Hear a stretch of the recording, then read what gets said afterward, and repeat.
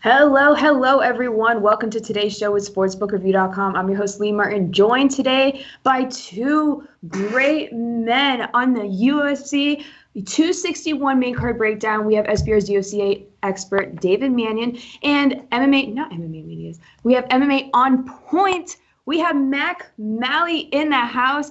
I'm so grateful. That's why, Mac, you're making me nervous right now, so that's why I'm stuttering. But so I'm very, very happy to have you on the show today. Now, today we are breaking down the main card for UFC 261. But like always, before I get into all the good juicy stuff, just real quick, give this video a like and subscribe to our channel so you never miss a show. Now, let's get to it. Before we get into this upcoming weekend, like always, I just want to recap what happened last week. And I know, Mac, you weren't with us for our main card breakdown for last week, but I will start with Dave. Dave, how did your Saturday go with your picks? I mean, you know what? The judging is the judging, and until they do something about it, they're going to continue to make these stupid mistakes where one judge is giving a 30-27 on one side, and then the other judge is giving a 29-28. I didn't completely agree with the Luis Pena decision, in all fairness, but, you know, it is what it is. The rest of the card came through. Tracy Cortez, dominance. Not as dominant as I thought she was going to be, but she got the job done. You know, Al Hassan, he slipped. And I did warn people last week. I said, look, if you might be able to find a spot on Jacob during in play for that one. And that certainly didn't go as I expected. I thought Al Hassan was going to get the early knockout, but Malkoun, he certainly proved himself. And it was probably that training with Bobby Knuckles, who expectedly looked incredible. And for me, that was probably one of Whittaker's best performances to date. As we predicted last week, Rob was the more powerful strike, had a faster striker, and he was much more technical than Gastelum could even handle. In fact, the only time we saw Gastelum land a strike was when Rob just couldn't avoid that forward pressure that he loves so much. And when he did land, Bobby Knuckles ate them shots like a champ. When he didn't land, Rob was counter-striking him all night, throwing that beautiful step-in 1-2 and ending it with a high kick. Look, there's only one fight to make now, and that's Whittaker versus Adesanya 2, in my opinion. Yeah, no, definitely. But back to the Al Hassan fight. Let me tell you how disappointed I was because I put my faith in him. I was just like, you know what? He's going to rebound this time. He's going to win this. And then as soon as the start fighted and Jacob Malkoun put him in the clinch, I was like, well, crap, like Dave was right. So that's why I was just salty about that. But I was happy with how the rest of the fights went with Arlovsky and, of course, Whittaker. It was a beautiful fight. But how about you, Mac? How did your night went, even though we didn't discuss what your picks were, but just how did your betting night go? So if I'm being totally honest, I'm ashamed of myself. First of all, I wasn't paying as much attention as I usually would because I was watching the circus fight, with Ben Askren and all that, and I don't want to talk about that, but I did have a parlay on Ben. I know. I had a parlay on Ben, Rob, and Al Hassan. I mean, I'm with you. I thought Al Hassan, that dude just got dynamite for hands. Dangerous as any fighter out there, and I thought it would probably be, quick work for him. But I thought that was a lock, and I also had Arlovsky, so I did get 2 right. But, it was a good card. But like I said, wasn't paying as much attention, regrettably, as I probably should have been. But Robert Whittaker, that took that helped. That helped watching Ben Askren, go face first into the canvas. So, I'm with Dave on that. I think there's some people think, it shouldn't be Whittaker. The UFC didn't seem very keen on doing a rematch with Izzy. And then they had Marvin Vettori there sitting cage side, which made me think, hey, are they going to try to set this up, as the definite number 1 contender fight?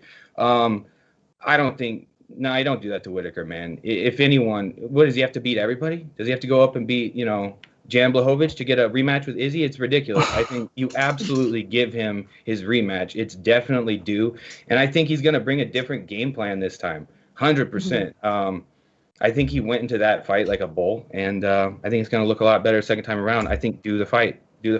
So I'm with Dave on that one, 100%. Love it. Well, I guess we'll see what happens. We never know with the UFC, honestly. But that's aside, we have now UFC 261 with 3 title fights.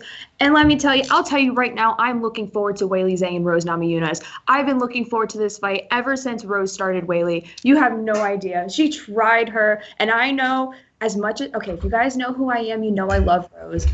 But after everything, it's so hard for me to back Weili. I'll go on this rant later. I'm getting ahead of myself. But let's get into our main card breakdown, okay? We have light heavyweight Anthony Smith versus Jimmy Crute. Via BetOnline, Anthony Smith is plus 170 and Jimmy Crute is minus 200. Dave, I'll begin with you for your breakdown and pick for that first fight. Yeah, I think this is a great fight for Jimmy Crute to finally prove himself, and it's a great fight to start the main card as well, because who doesn't like the big boys? We've got the light heavyweights stepping up, and the thing with Jimmy Crute is he's so well-rounded that I'm struggling to pick against him, even though this is his first step up in competition. Mm-hmm. Jimmy Crute is only 24 years old, another Aussie, and for me, he's one of the best up-and-coming light heavyweights in the sport. Made his debut in 2016. Crute won the first 7 fights of his career in Australia before getting that shot on Dana White's Contender Series. He scored a knockout on the show, earned himself that deal. Crute, then he got back-to-back stoppages. It was Paul Craig and Sam Alvey before the eventual loss to Misha Cirkunov. And it's interesting to note that this is, at that time, Misha Cirkunov was a powerhouse, and he was on a run himself, and the grappling battle was absolutely insane. They were scrambling like bantamweights in that fight. But what we should note is there was an inability for him to relax and hold position, and it is something I was hoping he'd cleaned up, and I feel like he has when looking at the fights that he's taken since. Mikhail Alexejchuk, he returned in style, definitely had a point to prove after losing by submission. A first round Kimura came through. Crute's relentless wrestling offense after some good defense by Alexejchuk. A beautiful body lock takedown, set up Crute for the arm triangle. He isolated the arm, switched his attack to the Kimura, and it was over for Alexejchuk. And then he came back and fought Bukauskas.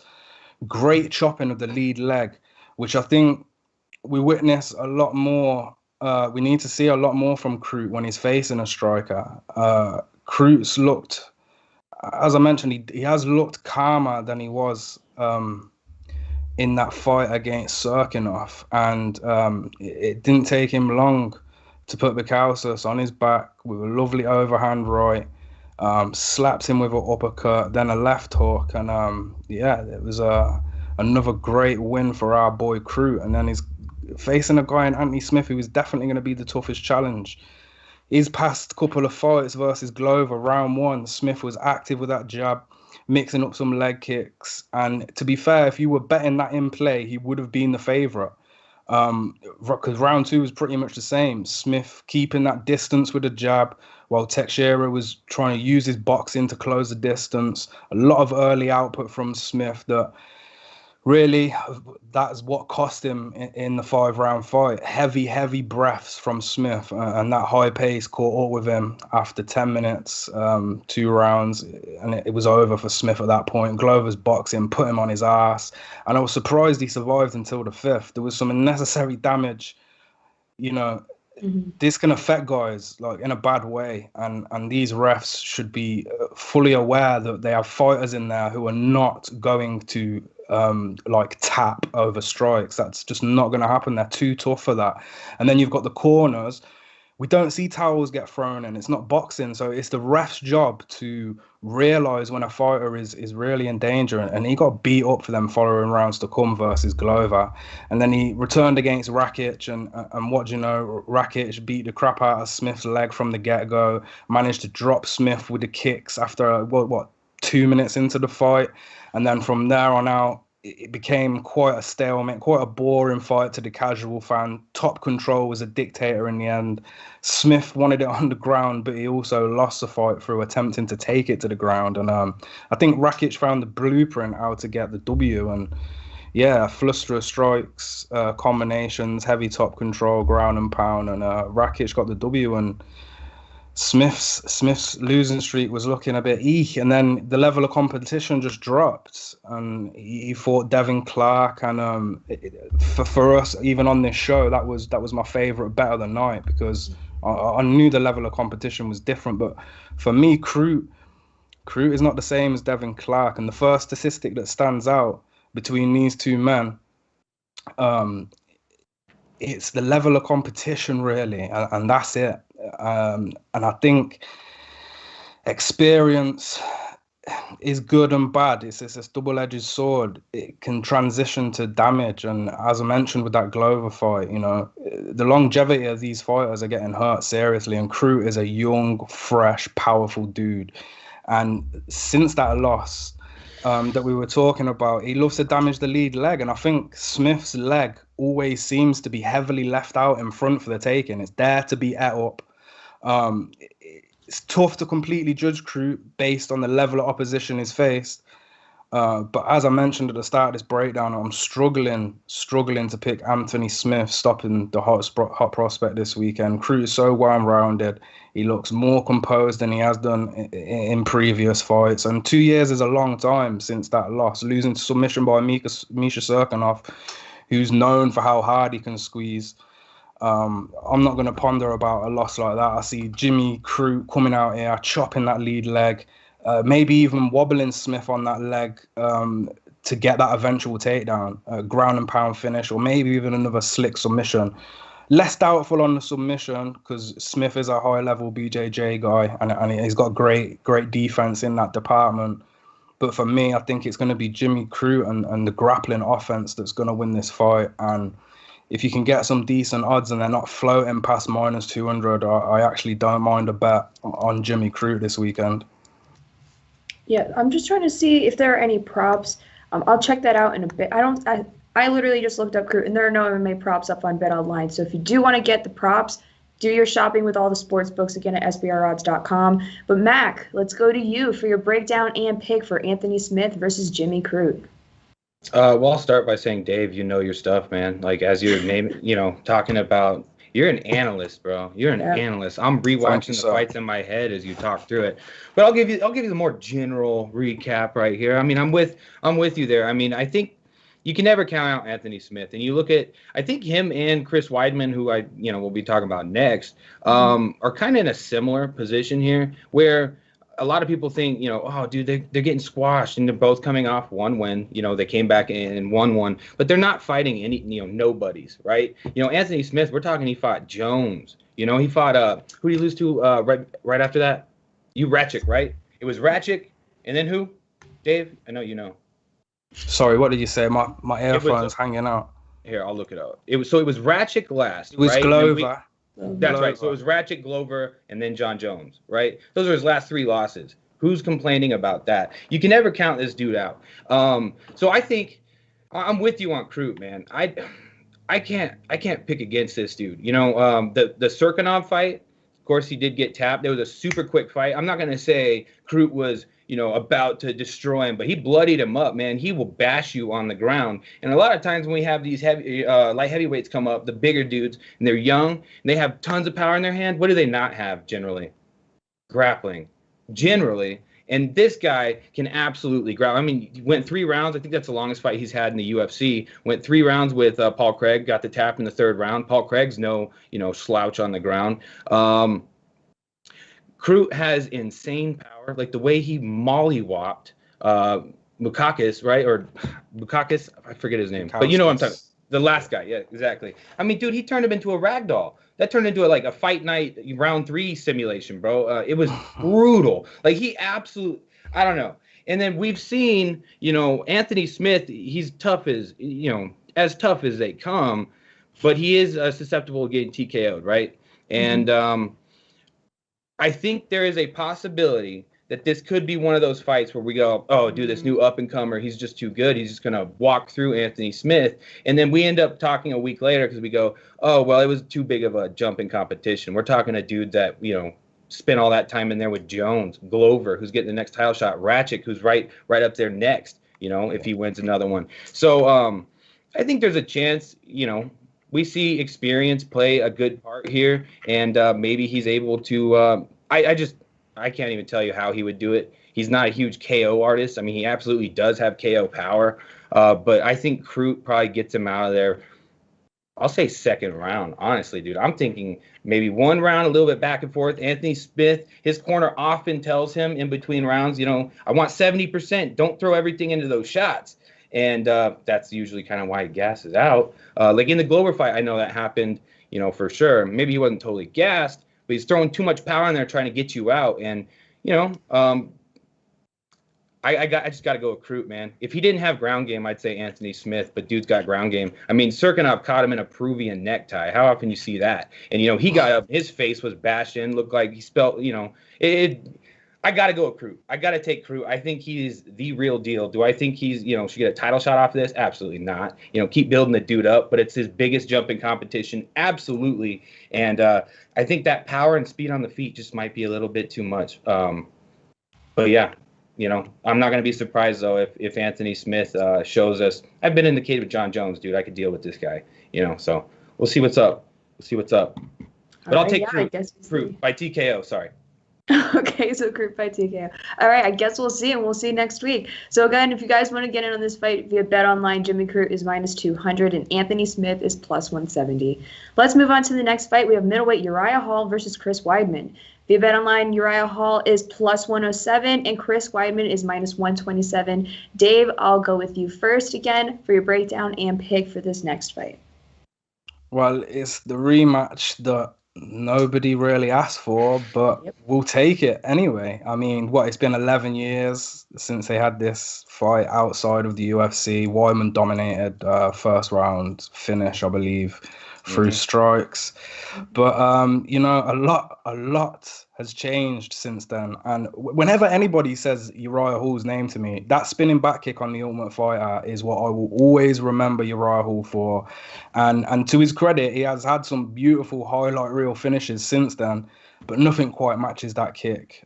Absolutely incredible. Please go and watch it if you haven't seen it or don't know what I'm talking about. Incredible. And I'm still waiting to see his black belt under Tiger Schulman take effect, because I think Hall is just so comfortable kickboxing and striking and being at that kickboxing range that he just never feels the need to utilize his jiu-jitsu whatsoever. Now, he's riding a 3-fight win streak for the first time since 2013, but we have to be honest, the level of competition has been a bit lackluster. He did defeat Anderson Silva. But again, it's the guy he beat. It's not the same Spider that we know and love. It's a bro-down version. Hall was able to dictate the pace in that fight as the fastest striker. Silva will always have flair, but that puzzle was already solved by the guy he's facing, the guy who Hall's facing, Chris Weidman. And Silva's just not a threat to that middleweight division anymore. Hall won one round though, leading up to the fourth round, in my opinion, and this is only because of his lack of output. His strikes meant the most. They were very precise. I think he was clipping at a 60% precise rate there. Like, he was not missing many shots. But Anderson Silva's footwork is still great to watch, even though he's gone through drastic injuries and a lot of knockout losses. The annoying thing about that fight was the hand fight, and they were just slapping each other's hand out the way for a lot of them early rounds. But then, the eventual knockout came from Hall's built-up confidence. As them rounds were ticking over, his output was slowly but surely becoming higher. And eventually, Silva rushed in. It was a very stupid move by Silva. He rushed in with his hands down, and he paid the price. But it's going to be a different fight for Hall, because Hall is now fighting All-American. And Chris Weidman's an All-American for good reason. Not only did this guy assist legalizing MMA in the state of New York, but his accomplishments in the UFC, they really do. They run very deep. Decrowning Anderson Silva, 2-year title reign in the middleweight division. And prior to them, the MMA antics, he was a standout All-American wrestler, NCAA Division I champion. Now, I'll tell you what's a great start to your MMA career is having Matt Serra, Renzo Gracie with you on the mats, and Mark Henry and Ray Longo giving you all the striking advice you need. Serra Longo MMA has been the home for Weidman since forever. I don't think he's trained anywhere else. And a very interesting statistic about Weidman is that he reached the quarterfinals of the ADCC Submission Wrestling Championships after 1 year of jiu-jitsu training. That still baffles me to this day. But then again, it does prove the power of wrestling is more than just a single or double leg. Problem for Weidman in this fight is obviously his durability and his lack of chin. It's like his chin has disappeared. And I want to point the loss out versus Jacare. He was hiding behind that jab in beautiful fashion. And then Souza was looking overwhelmed, especially in that first round. Soon becomes evident that Weidman doesn't fare well when the striking becomes a dogfight. And for me, that's his downfall. Too much risk in the pocket. He reset, went back to the jab. The jab was going to literally win him the fight. Souza looked done on his feet, and then he let his guard slip with 2 minutes left in the fight, decided to clinch. Silly, dirty boxing on the inside, and night it was for Chris Weidman. But, you know, he came back against Akhmedov again. Similar tactic, began with the jab, hiding behind that jab, but this time he shot for the takedown much earlier. Obviously, he was hesitant to shoot that takedown against Souza because Souza's an incredible grappler and very dangerous with his jiu-jitsu skills. But the game plan for Akhmedov was great. He shot that takedown straight away. He didn't instantly get the takedown, but that instantly made Akhmedov start thinking about that takedown. Obviously, the level of competition had dropped at this point. Weidman's chin, I think they gave him an easier fight per se. But Weidman did prove that he's not done yet, especially when he sticks to his bread and butter, which is the wrestling. But this is my favorite type of matchup, really. It's a good old striker versus the grappler, and I can't help but pay attention to Hall's inability to get off his back when fighters with a top heavy game have put him in those positions. Now, the problem with betting on this fight is, do you really want to risk Weidman giving up that chin for another knockout added to his long list of losses via knockout? Because I know I don't. I do envision this one favouring the wrestler. I think Weidman can hang around on the feet long enough to secure that takedown. I can see Hall, throwing some kicks or something silly, having his ankle caught and suffering to that single leg to begin, a long 3 rounds of defending Weidman's wrestling output. But as mentioned, the knockout threat's going to be there. Hall has the speed and the power and the capabilities of knocking Weidman out in any of those 3 rounds. As we saw in the Silva fight, Hall could be losing and then he can crack Weidman, and we know Weidman's got a glass chin. So although I am siding with Weidman to win this, I would be hesitant in betting it. I definitely would be hesitant. And at the opposite end, if you are betting Hall, you're betting Hall based on the chance that he's going to catch Weidman. So you can't even come from a technical standpoint and actually believe in yourself that Hall is the better fighter all round at martial artist, because he's not. Chris Weidman is. But he does have the chance to knock him out. And the odds, I'm not sure where the odds are swaying right now. I'm going to assume they are going with Weidman slightly, but I'm also seeing that 127, I think. Yeah, right? I'm seeing some books now. They've got Hall as a minus 110 and Weidman at a minus 120. So they're going to win either way. The bookmaker's going to win. But me and you, when we're putting our hard-earned money on this, we have to be careful. And for me, this is probably not a fight that I'm willing to bet on, because I can see Weidman winning this.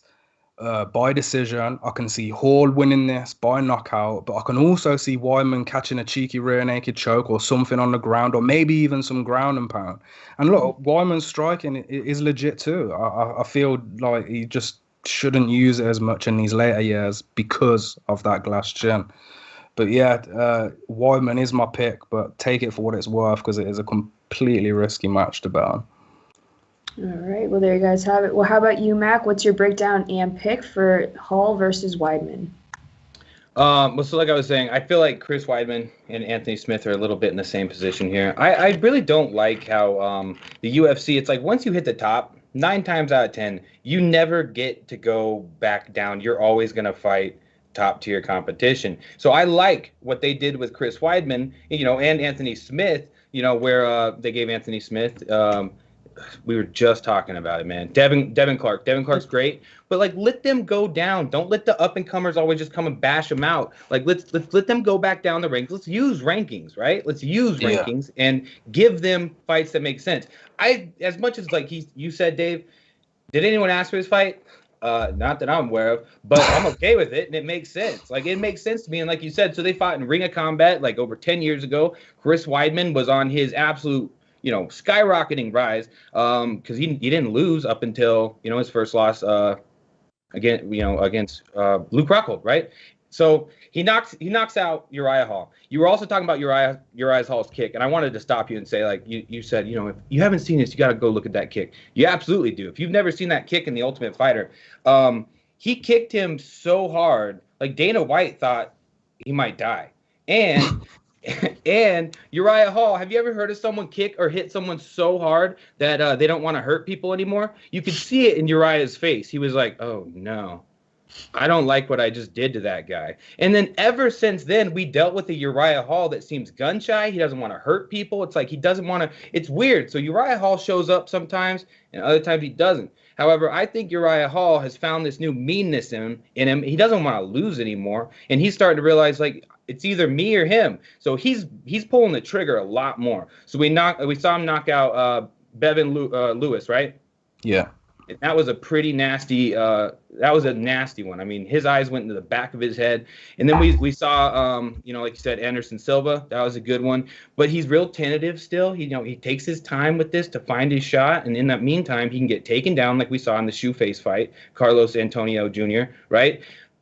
That's why I'm leaning Chris Weidman. I'm kind of with you here. I think Chris Weidman can win this fight. I think it'll look a lot like that fight right there. If you go back and watch the Shoeface Uriah Hall fight, Uriah Hall won just based off the damage he could do in the little intermittent parts on the feet before Antonio got him down. And Antonio's great on the ground, absolutely great on the ground. Weidman, I think, can get on top of you and hold you down a little bit better. And it's got to be, for me, Weidman by decision or Uriah Hall catches him at the beginning of one of the rounds. I don't think Chris is going to have a ton of problems getting him down. But, I mean, if you look at the only losses Weidman has in the UFC, we're talking top dudes. And albeit he's lost 5 times in the UFC, and all of them are by KO or TKO. But we're talking Luke Rockhold, Yoel Romero, Gegard Mousasi, who a lot of people consider one of the best of all time, just underappreciated in general, and I would agree. Then the Souza fight, like you were saying, he was winning that. He was winning that until, Souza said, no, you know what? No, let's bang then. And it was one of the most bizarre KOs, dude. He just doesn't have that chin. And then, the Reyes fight, I'm not going to say that's necessarily like a chin problem. I mean, he went up to light heavyweight, and Reyes was about to fight for the belt, dude. Like Reyes got power in those hands. So don't really hold the Reyes one against him. But Uriah Hall is looking meaner lately, and I think it's very possible he catches him at the beginning of one of the rounds. But I think Weidman pretty much gets him down, like you said, that single leg or something. You better be careful, though, because I think Uriah might be looking for that Yoel-style knee. Because, dude, Chris Weidman was beating Yoel Romero until he went, like Doge and just to the moon with that knee, bro. And just that was Uriah Hall might aim for one of those things. We'll see. But I'm with you, dude. It's probably Weidman by decision. That's what I'd take. But I might sprinkle a fun little bet on Uriah by second round, first round KO for Right. LOLs. Cool. Well, I'm looking at the props, and like Weidman by points has a lot of values, plus 185 compared to him straight up. He's minus 127. So if you guys think it is going to go to decision leaning Weidman, value in the MMA props, definitely check them out. But again, if you guys want to get into this fight straight up via BetOnline, Uriah Hall is plus 107, and Chris Weidman is minus 127. Now let's get into our title fights. Oof. The first one, we have women's flyweight, Valentina Shevchenko versus Jessica Andrade. Via BetOnline, Valentina Shevchenko is a whopping minus 410, and Jessica Andrade is a plus 310. Excuse me. So Jessica Andrade is plus 310. Dave, I'll begin with you for your breakdown and pick for the first title fight. Yeah, look, the bullet is loved by all. And, you know, for some sick reason, if you're not a fan, I guess we can't be friends because she's incredible. And what she does in the octagon is always a spectacle. She's been fighting since a child, Taekwondo, straight into Muay Thai as a teenager. And to be honest, it was just complete dominance for her there on out.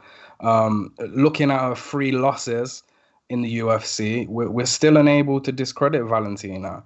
She took Amanda Nunes, who is, you know, the GOAT, to a split decision that could have gone either way. And people still to this day argue in favor of Shevchenko winning that fight. And, you know, her second fight with the Lioness was so close that she could have been the GOAT as we sit here today. And then a loss to Liz Carmouche, that was so early in her pro MMA career. You can't take too much from that either. But Valentina, she doesn't just sail through fights. She beats her opponents up, and then she gives us a nice little dance afterwards.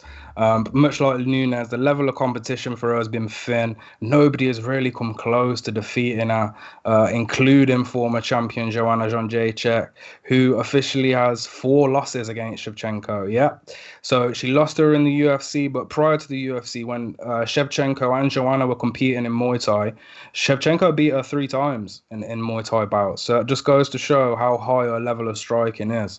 And it also shown that we knew that she was going to dethrone Joanna. So if you bet on Joanna that night, all them years ago, you didn't do your research correctly. She's like a 2nd dan black belt, master of sports in Taekwondo, international master of sports in Muay Thai. She's a master of sports in boxing, master of sports in kickboxing, and she's a black belt and master of sports in judo too. So you know that her all-round MMA skill set is incredibly rich, and that becomes evident every single time she steps in the cage. Shevchenko is extremely hard to hit. She leaves 0 openings. She's super fast, and returning those missed strikes by her opponents, you linger too long after a missed strike, you will be judo thrown or taken down in a heartbeat. So Andrade, it's going to be tough for Jess. I think it is going to be tough. Get close, remove the distance, hit her hard, and, you know, hopefully you can lift her above your head and slam her on the ground.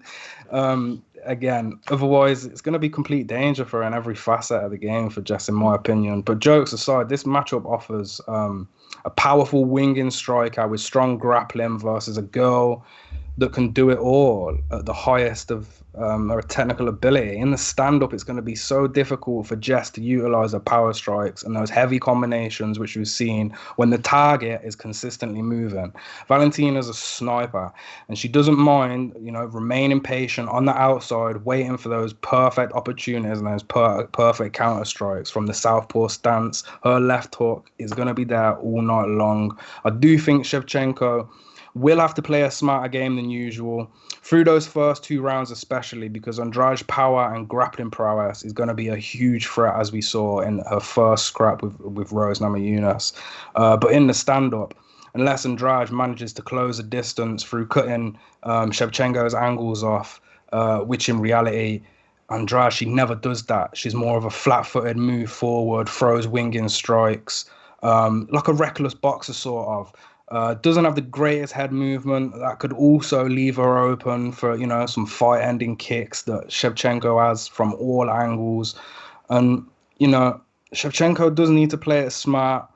maybe throwing them high kicks might not be the greatest idea against a powerful grappler, and that could definitely backfire against her. The clinch work and the grappling aspect, I think that will favor Andrade just through her power.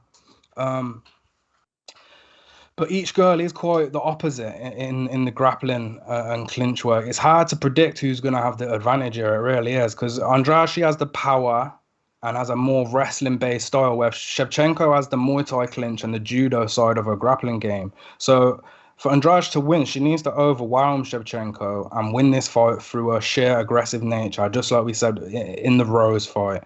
But look how that backfired when she fought Zhang Weili. She got counter-striked, got her head taken off. So, yeah, it's tough figuring out a game plan for Shevchenko now.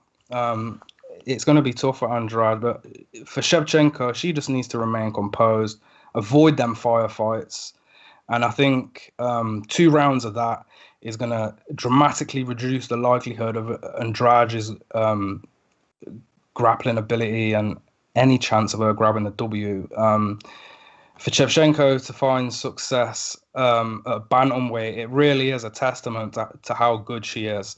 Then come down, dominate, and take the flyweight title. I don't think there's anyone that can defeat this girl in this division. And the only fights I'm seeing is either a step up or a step down, and it's super fights from here on out, in my opinion. I want to start seeing all these girls fight each other, all the champions, because they're just too damn good. And the level of competition, even when you're looking in the top 5, you're looking at the ranked the girls that are ranked 5, 4, and 3, and it's just, they're not even close. So, yeah, obviously I'm leaning with Shevchenko. I don't like the odds. Obviously, I wouldn't expect anybody to pay 4 units to win a unit. So I do think Andrade is tough. So Shevchenko by decision, I think you can get around -125, or even the over, maybe the over 3.5 or over 4.5 rounds. I know that's lingering at a similar price, somewhere between 130 and 180. And you're going to see these numbers juiced up by fight night. So if you are going to place a bet on this fight, you're best off getting your bets in early, because this is going to be all Valentina, in my opinion. And unless Jess, can utilize that power and get a slam or something along them lines, when it comes to technical fighting and all-round MMA ability, she is completely outclassed in this fight. Now I'm looking at the totals. The over 4.5 is -110, and the under 4.5 is -120. But when we go to the MMA props, Valentina Shevchenko by points is +150. So there's value right there. There you go. See, I was expecting a minus, nice. But that just shows how much the odds makers respect Shevchenko, because look, she can finish this fight. We saw Weili finish Jess, and a similar thing could happen. Not in the same fashion, because Shevchenko is not going to rush forward. She's not going to do that after wobbling her. She's going to remain composed. But as I mentioned, she's got them high kicks. She's also got a great ground game and could lock up a sub on a wobbled Andrade for sure. So yeah, be hesitant in this fight. I think I do like maybe even a parlay piece. You could add Shevchenko to your parlay and probably not worry at all. She's definitely going to be one of my locks of the night anyway. All right, beautiful. Well, how about you, Mac? What is your breakdown and pick for this first title fight? So my biggest point is, don't accuse me of doing MMA math here, but look at what Joanna did to Andrade, and of course, look the fight between Valentina and Joanna in the cage. They have very similar styles. They're the same type of fighter. Obviously, Shevchenko's much bigger. I think she's 5 inches taller. She's at least 4 inches taller than Andrade. The reach isn't as profound. I think it's only like a 4-inch reach, which would be 2 inches on each arm. But Shevchenko is fantastic at just picking those shots, picking you apart as you're moving around. Andrade, I think, she's got to be the only girl that's ever fought at 115, 125, and 135. She's got the power to fight at 135. she is a absolute tank. I mean, look at the way she folded Chukagian. I mean, Chukagian just said, LOL, no thank you, I'm done here. That was brutal. But I don't think she's going to be able to land anything like that on Shevchenko. I think Shevchenko, it's like a classic Matador match. She's got to run in there and try to land a bomb. I think it's going to look a lot like the Joanna versus Andrade fight. Just a step up in a weight division. I think she's just going to pick her apart. When you said decision, I was thinking, I don't know, man. I pick a lot of finishes. I'll tell you that. I like to think fights are going to finish. And sometimes, I'm very wrong. But I think Val is just going to, every round up until fourth or fifth, I think she probably catches her with something. I wouldn't be very confident in, a first couple round finish. But even when fighters get close to her, especially at 125, like you said, dude, hip toss, you're on your back. What the hell happened? Oh, no. I don't see it. I don't see it for Andrade. I don't see a technical way she wins. I don't see like a game plan she can really employ that she's ever been able to employ against other people with the similar styles. Her best shot is a out of nowhere shot. And a lot of times you can sit there and go, these champions that feel like they have no, challenge, they don't take this serious. No, I'll tell you what. Val is not one of those people. I think she enjoys learning how to, murder people. Bro, I've had people say, oh, dude, the only way someone's beating Valentina is if she has a gun. And I go, are you serious? Have you seen her? She's a black belt in firearms, too. Like, she's a literal assassin. Bro, she is an assassin. So I'm thinking 100%. For me, I'm probably going to sprinkle a little money on like a fourth or fifth round. I see a TKO. I think I see a TKO. Zhang, it's Zhang, right? It's Weili Zhang, or is it Zhang? Yeah, Weili Zhang. Zhang, okay. Zhang Weili. She bull rushed Zhang. And Zhang is a very powerful striker. A lot of people think she's like we'll actually talk about her next. But anyway, Zhang, flattened her. She curled over. That stuff was over, 20 seconds into the fight? Val, I think, will find her shot very similar to that, and I think she'll drop her and probably get a TKO later in the fight. That's what I'm thinking 100%. But, that Rose fight, man, when Andrade dumped her on her head, there are people saying, oh, well, we should ban slams now. Excuse me, sir. No, we are not. We are not banning slams. That was clean. Rose could have let go of that. So, I mean, I don't think Val's going to find herself in that position at all. I don't think she's going to put herself in any positions where she's going to trade wildly. When have we ever seen that? And then I'm also not going to believe that Andrade, being the powerhouse she is going to be able to dominate or impose her will on someone who's fought Amanda Nunes twice and arguably won the second fight. So get out of here with that, okay? I think that's a lock on a parlay. Get you a couple extra bucks, and you're probably not risking anything. So there you go. Valentina by assassination yet again. That's what I'm going to call it. All right. Well, I'm actually looking at the props right now, and Valentina by TKO has a lot of value. She's plus 215. So if you guys do think she's going to get the finish, again, value in the MMA props, especially at Bet Online. But straight up, via Bet Online, Shevchenko is minus 410 and Andrade is plus 310. But let's move on to the next fight. We have women's strawweight. Weili Zhang, I said it right. Weili Zhang versus Rose Namajunas. Via Bet Online, Weili is minus 210 and Rose is plus 180. Dave, I'll start with you again for your breakdown and pick for this next title fight. Well, the build-up for this fight has been quite amusing. I must say, we've got the liberal movement versus the communists. I'm joking. You know what? If Zhang does, support the forced political stance in China, she's good at pretending to be a sweet girl, that's for sure. Yeah. And a sweet girl with a nasty MMA skill set. I think key factor for me when looking at Weili is her durability.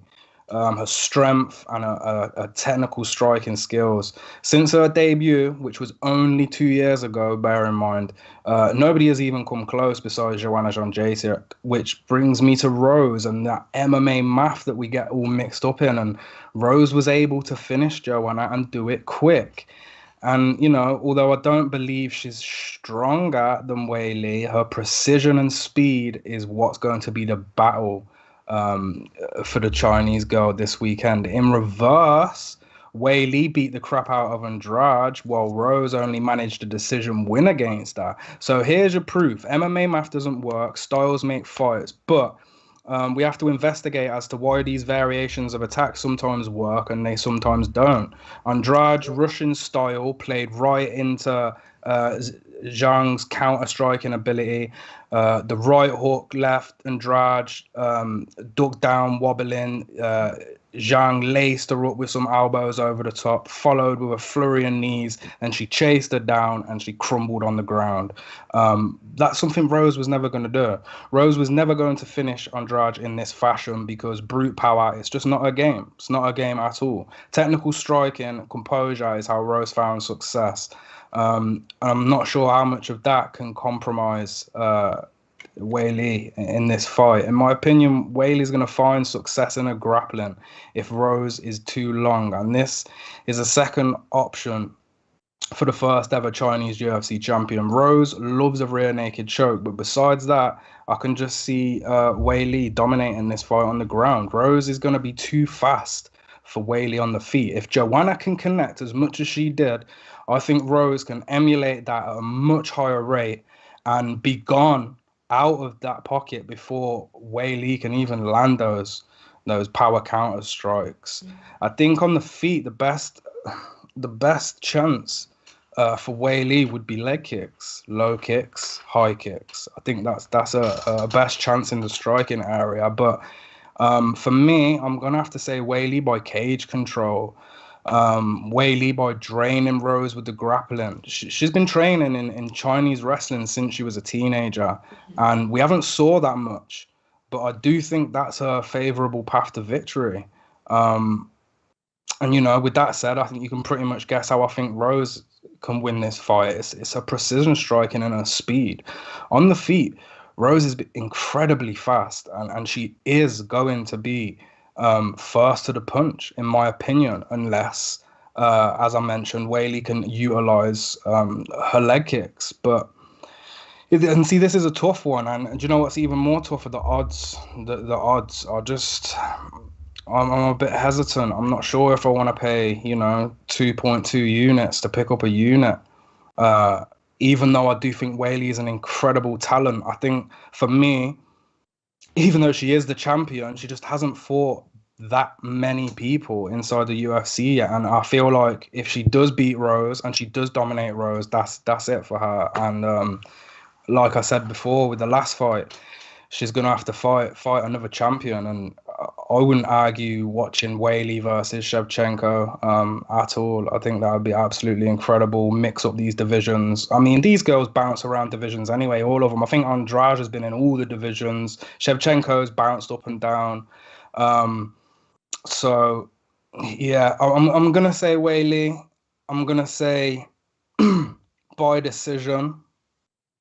But in terms of betting, I'm just not overly keen to bet it, and I do think we could see a good fight. So once again, if you're looking from a betting angle, I wouldn't be angry at the overs. They're probably going to be a bit juiced, but both these girls are tough, man. And that Rose knockout from Jess, that was a silly mistake. As Mac mentioned, she held on. She didn't need to hold on. She chose to do that and left her entire head out there to get slammed. So I don't think Rose is going to make that mistake again. And I also think that Weili's, as we've seen, she's incredibly tough. She ate everything Joanna had and then gave Joanna another head at the same time. So, yeah, Weili by decision for me. Weili by decision. And you did mention the over. The over 4.5 is minus 135. And Weili by points plus 150. So there's your value right there in the props. But how about you, Mac? What is your breakdown and pick for this next title fight?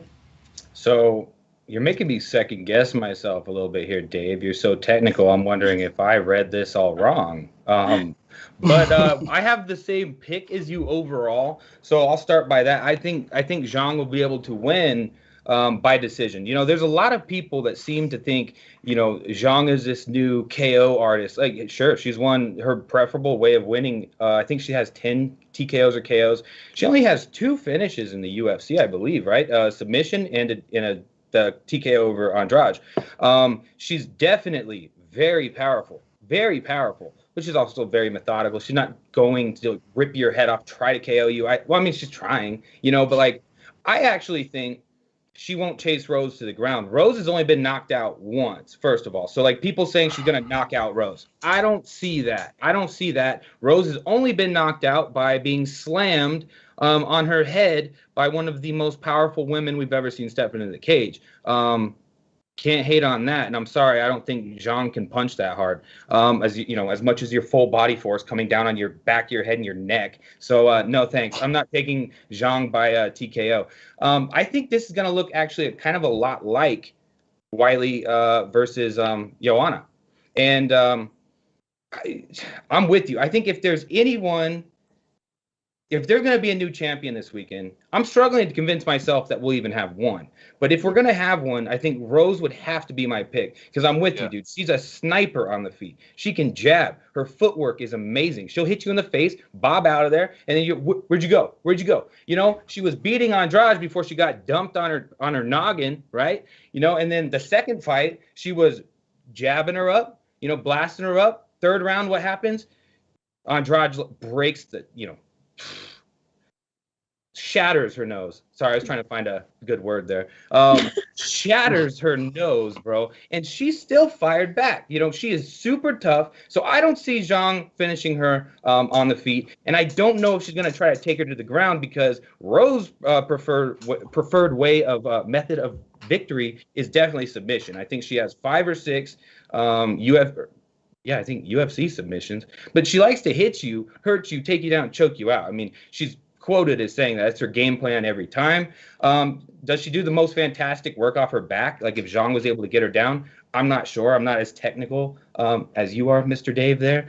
You could maybe help me out there. But I just think this is going to be a stand and bang 'em a little bit. I think Zhang might try some stuff in the clinch. And like you said, those leg kicks, maybe slow her down. You hurt those legs, her movement's out the window. And that's when Zhang starts teeing off on her. Now, the people saying Rose is going to knock Zhang out, again, I don't know if I believe that. She only has 1 knockout, and it was that. I'm not saying it was a fluke. Joanna's my favorite fighter of all time, so let's watch any disrespect here. But it was a little bit. It wasn't a fluke. She just caught her. She caught her dirty, dude. And then people think the second fight was an absolute wash for Rose. Watch it again. It really wasn't. It was Rose won. I'll hand it to her. But it wasn't like the one-sided fight people like to pretend it is. And I think they mixed the two. Like, the first fight was a wash. Second fight, it was a decision, but she beat her up real bad anyway. I don't really see that. This whole fight, I think it's going to look a lot like Zhang versus Joanna. Maybe a little more ground game mixed in. But ultimately, I think Zhang points her to a decision. I don't think we're going to see either one get a TKO or a KO. Submission's possible, but my money is going to be on Zhang by decision, 100%. Yep, I'm with you on that one, and especially because Dave, you mentioned that she's a sweetheart, but she knows her MMA. The sweethearts that know how to fight, you don't want to piss off. And Rose definitely pissed her off. So that's why I'm just like, because I was in between before, but now I'm just like, Rose opened her mouth. I'm like, she's in trouble now. So that's why I want to back Weili so bad. But yeah, I'm going to look more into it. But right now, I'm definitely backing Weili. Again, straight up via Bet Online, Weili Zhang is -210. Rose Namajunas is +180. If you want the value, check out the MMA props. Zhang by points is +150. So there you have it. But let's move on to the main event.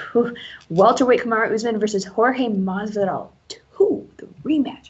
Now, via Bet Online, Usman is another whopping 425, and Masvidal is +325. Dave, I'll begin with you for your breakdown and pick for the main event. Yeah, we can keep this one quick because we broke this one down not so long ago. We went through all the technical aspects. I am struggling to give, Game Bread, Street Jesus, Jorge, George, Masvidal, whatever you want to call him. I'm really struggling to give him a shot in this one because of Usman's dominance. It's all Usman, every single fight.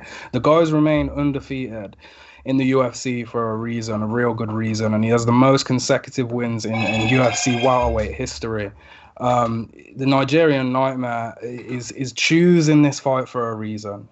For me, you can say that George's argument is that he didn't have a full camp, and you know what? he didn't. He had to cut 20 pounds on, I think it was a week or 2 weeks notice, which 6 is days. incredibly. 6 days, exactly. Jesus. See, now that is a huge factor. But that doesn't take away how strong Usman is in the clinch, on the fence, with all of his wrestling. It's too much. It's too much for everyone. There's a reason why is not far off claiming that GOAT status. It's all Masvidal. It's all Usman for me. The way for Masvidal to win this, he really has to. He will have had to have been in that gym, spamming wrestling drills every single day, all night long, and even then, you're not going to match up to 15 years, 20 years of experience in that. It's tough. He can outclass Usman in the striking department for sure, but we haven't witnessed that during Usman's contests, really. I mean, Colby, he caught him a few times, but even then he ended up on his butt. So it's tough. It's tough to go against Usman. The blueprint has already been laid out. Usman has the power advantage, the wrestling advantage, and he's going to own the confidence advantage. Let's face it. He's already beat Masvidal. He dominated him. It wasn't a pretty fight. Obviously, a lot will call it boring, but he gets the job done. He always gets the job done. Yeah, so it's Usman for me. But again, this is a fight where Masvidal does have great striking, but it's also, we can't compare it to a guy like Chris Weidman, who's been knocked out multiple times, because Usman hasn't. Usman's got chin, he's still got durability. He has taken some mean shots and still been stood there in front of the opposition. For me, this is Usman, but both men are so tough and equally have great durability that I see it playing out exactly how the first fight did. And you can get Usman for -120 by points, and you can also get it over for -180. And I think if you're hesitant in betting Usman to win outright or Usman by points, you can pay up a little bit for the over. I can't see Masvidal taking Usman out of that cage. And we forgot to mention that we're back in a big cage. We're not at the apex anymore. Yeah. It's going to be a big cage. So that will help some of these strikers versus the wrestlers, because they're going to have much more room to move, cut angles, circle, and get out of the way. But with that said, Usman's just too dominant. And I have to side with Usman, even though I love Jorge and I think he's an incredible striker. He's so different. Compared to how he used to be. There's just something about him now that is different to the old Masvidal, the street fighting Masvidal that had just come for a scrap. He is really focusing on his training, and I've been watching his vlogs on YouTube, and I've been watching Embedded and things like that, and he does believe he can beat Usman, but I think that's just, he believes he can outstrike Usman, and getting the opportunity to do that is what's going to be the task. So yeah, it's Usman by me, most likely Usman by decision, or hit the over. Yeah, and you're right with the odds. The over 4.5 is -185, and then Usman by points is -140 at Bet Online.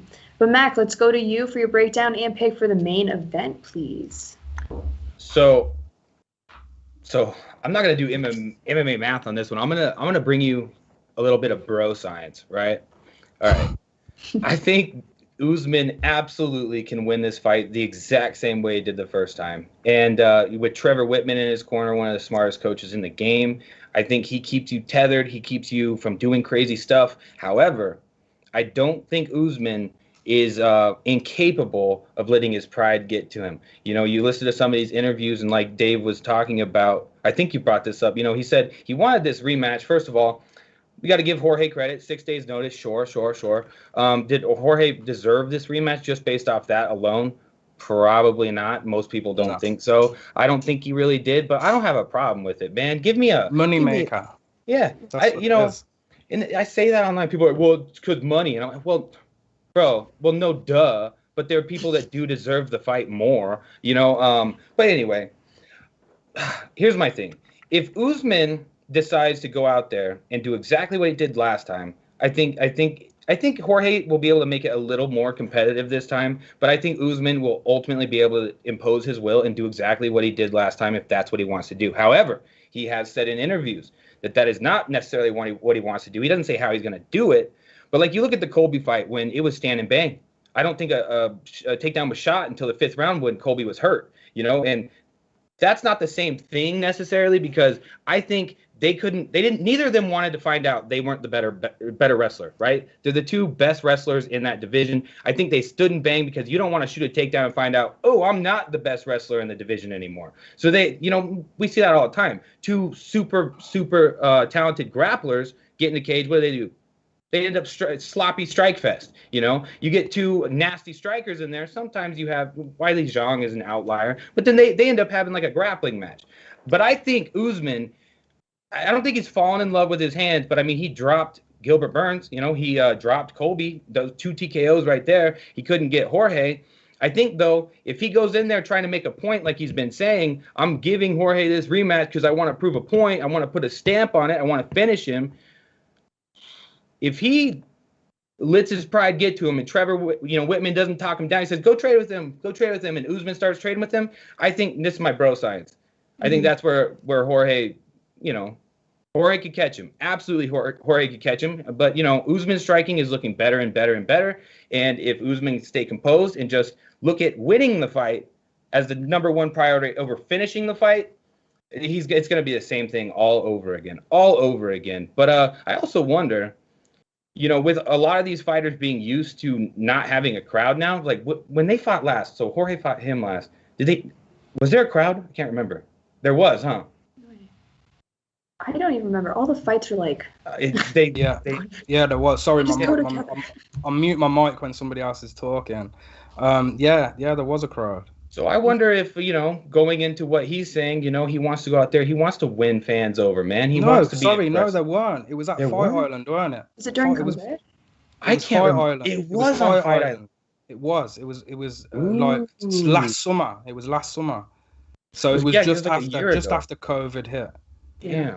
So what if that bro science again? I'm talking X factors because we break the fight down. Usman wins nearly every time, right? I think it's that if Usman goes out there and doesn't do what he always does, like I said, if he tries to get crazy and prove a point on the feet, that's where he gets caught. And then what if the crowd, screaming and yelling boo when he's foot stomping him? Maybe he goes, what was I saying? I'm gonna put a stamp on this. Starts banging with them a little bit. That's where Jorge wins. But like I said, Usman can just decide to not play all that.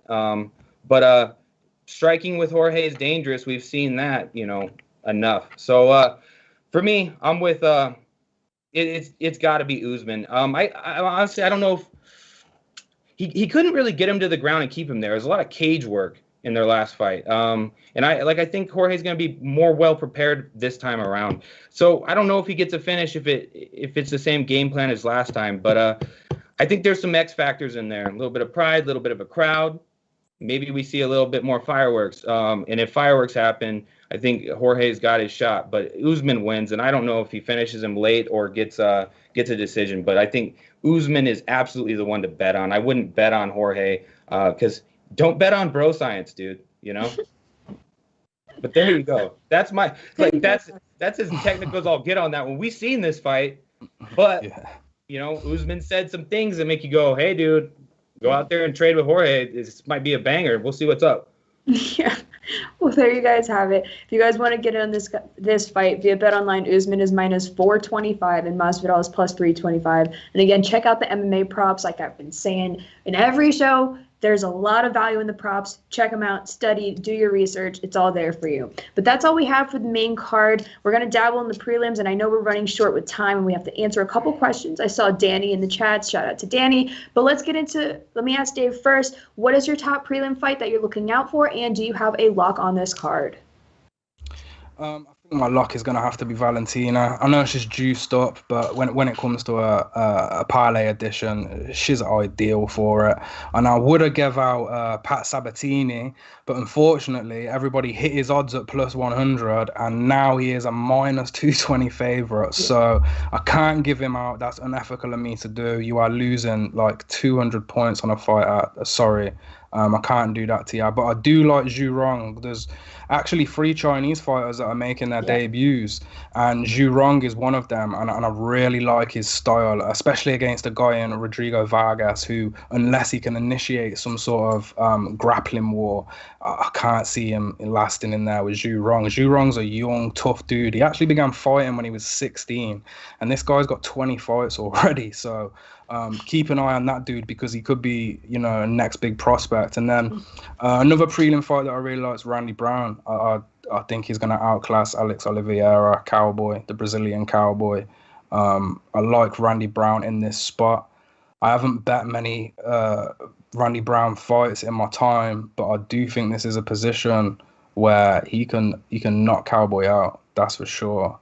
And that's it. My lock: Valentina, prelim, Randy Brown, and Zhu Rong. Beautiful. Well, Zhu Rong is -255 and Randy Brown is -145 if you guys want to check it out. But how about you, Mac? Is there a prelim fight you're looking out for and a lock on the card that you have? I don't know what I was thinking. I don't know what I thought Dominic Reyes versus Yuri was this weekend.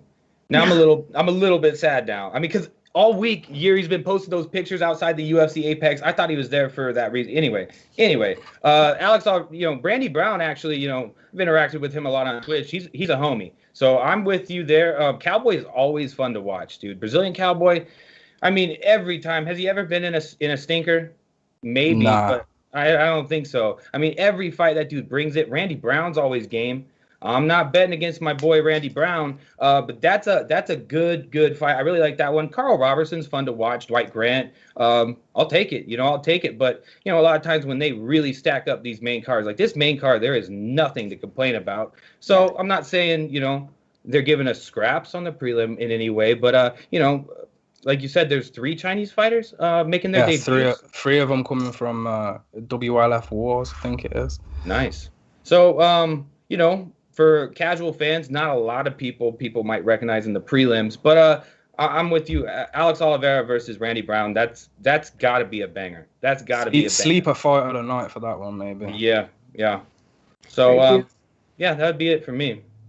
Beautiful, beautiful. Now let's get into the chat questions real quick, and we'll finish this off. First up, we have Danny, my guy. Shout out to Danny. He's like one of our #1 fans, for real. But #1 question, biggest upset on the card is who? And Dave, I'll give that question to you. I mean, I don't see many upsets here. Yeah. I'm gonna be quite honest with you. Especially after last week, that the judging. I got a question for you, Dave. That has to do with this. What would be a bigger upset? Andrade beating Val or Jorge beating, and not odds-wise, just like what would be the more surprising outcome? Jorge knocking out Usman or Andrade beating Valentina? That's hard. I think that is the hardest question, but I think I'd have to go with Valentina just because watching Usman get clipped by Colby and then knowing how good Masvidal is in that classic boxer range. I think I would pick Valentina, but that's a ridiculous question. They'd both be horrible upsets, and if anybody bets on them ends and cashes, it's going to be based on complete luck, in my opinion. Yep.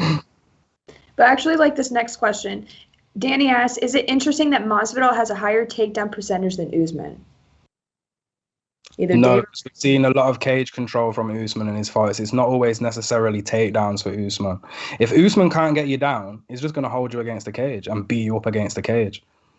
And that's why, in prior to Usman having the title and his build up to the championship, in a lot of his fights that went the distance, which a lot of them did, they were quite lackluster. Like against Weili Alves and Sean Strickland and even Emil Meek, like them fights, a lot of cage control and a lot of just sheer power and strength, which does come from his wrestling background. So, it's that's probably why. Or their stats are wrong, one of the two. Yeah. Okay, then the next one would be best fight to take in the prelims. I know we just talked about that. You discussed Randy Brown and Zhu Rong. Let's keep going. I know there's one question that I thought it was really funny, but someone asked if Mac had extensions in. Yeah, but Dave put them in. I'm sure this that's morning. all natural. Dave hooked me up this morning with these rad extensions, bro. No, this is natural hair, man. Believe it or not. Yeah. It's beautiful. Very, very luscious. But no, I see a lot of people backing Rose in the chat.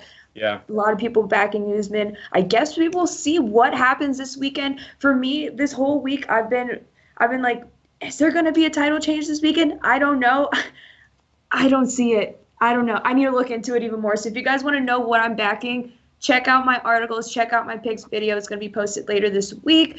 And that's all we have for our main card breakdown for UFC 261. If you're not following the guys on Twitter, definitely give them a follow. You can follow Dave at DManyun_, and you can follow Mac at MacMally MMA. And while you're at it, just give SBR a follow at SBR Sports Picks. If you want to find more breakdowns and picks for all of our UFC content, you can find me and Dave's and Edward Solano's. You can go to sbrpicks.com/UFC. I don't know why I wanted to say it backwards, but yes, sbrpicks.com/UFC. I wish you all the best of luck this weekend on all of your bets, and I'll see you next week. Peace.